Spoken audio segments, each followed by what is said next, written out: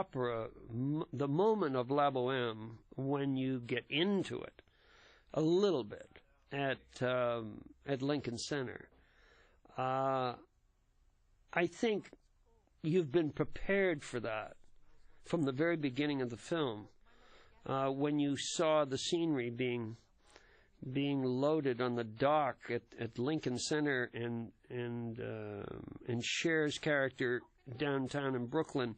And what do these two moments have to do with each other? Why are they there? Everything is in a film is there for a specific purpose. And so you've been building to this moment when he professes his love for her.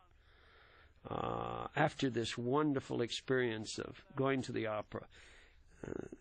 When Puccini is introduced at that point, that's when he really starts to get to you. I think on a music level of helping a moment when Nicholas is playing that remarkable scene where it was snowing in Brooklyn at 4 o'clock in the morning, the moment we were shooting it, and Cher didn't want to come out and do the scene because it was so bloody cold, and she had this tiny little opera coat on and her red dress and her thing, and it was, it must have been 20, 30 below zero wind chill factor, and so I had to get all kinds of long underwear on her, but in all those scenes, everybody is so cold. You have no idea. We shot it in December, I think, in New York. What good is this stupid life that God gave us? I mean, for what? It's about 3 o'clock in the morning, and it was so cold that when we actually got up to the part where I was crying, I was literally crying. I was so cold that I could hardly move my mouth. And I set myself on fire during that scene. They had these space heaters in the doorway, and I had a scarf and I had my velvet coat on, and I got so close to it that I set my scarf on fire and singed my coat. Yeah, but I have to tell you something that I was, I was really cranky too.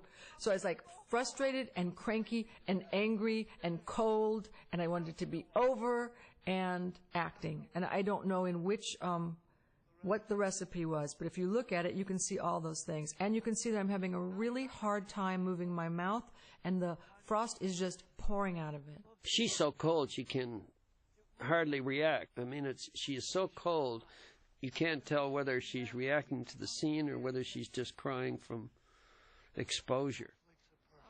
Nick is a much larger actor as far as performance goes. I mean, he attacks the role with a much greater bravado, whereas Cher is much more internal, and most of the acting is done with the eyes, with the face. She's a minimalist, whereas he is a much more theatrical performer, actor, and so to get both of them working together is kind of interesting, to have that kind of a contrast, because it not only helped their characters, it offset the one. But I remember always kind of pulling him down and bringing her up as far as direction went in performance.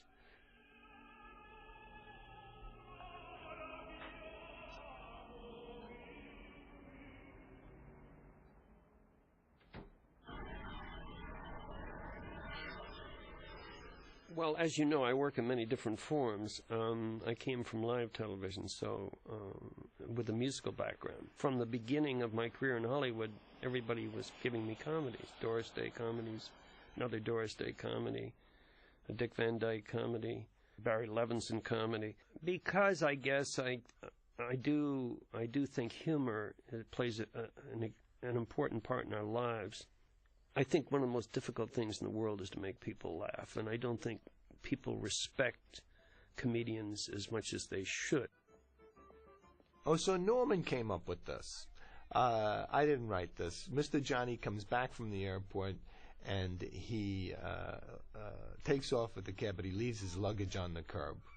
And then he leaves his luggage in the cab, and then he does, and both of those work. And then the third one doesn't quite work. But Norman had done this. He was building a gag, and it would work pretty good. With the cab, it worked great. And then he did it at the front door, and that was a little glitchy. But Mr. Johnny comes back from Sicily, as we knew he must.